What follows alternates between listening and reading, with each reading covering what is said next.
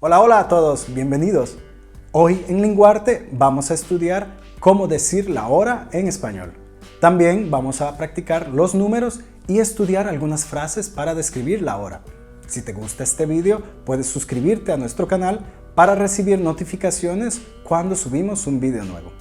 También puedes seguirnos en Instagram y Facebook, donde puedes ver más información interesante del idioma español.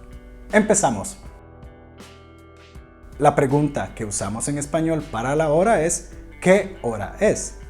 Para responder, usamos el verbo en la tercera persona del singular o plural más los números.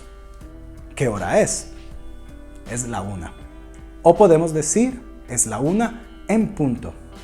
Significa que es exactamente la hora sin un minuto más.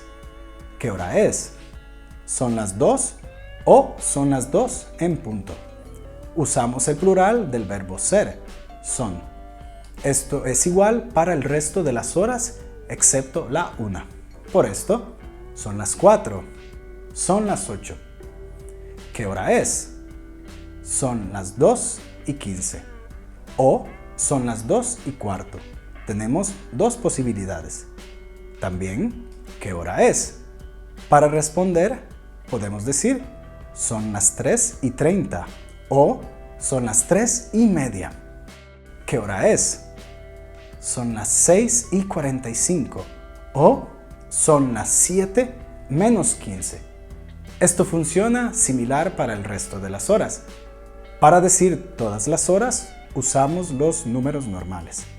Aquí los tienes. Entonces, ¿qué hora es? Son las 9:14. ¿Qué hora es? Son las 11:50 o son las 12:10. Por último, para expresar las partes de la hora y las partes del día, tenemos tres opciones: de la mañana, de la tarde, de la noche. Por ejemplo, son las 8:25 de la mañana. Son las 3:30 de la tarde. Son las 11:38 de la noche. ¿Comprendes? Vamos a practicar. Responde. ¿Qué hora es?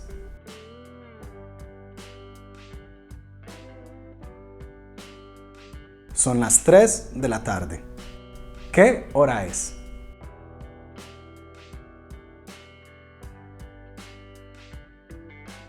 ¿Es la 1:30 o es la 1:30? ¿Qué hora es?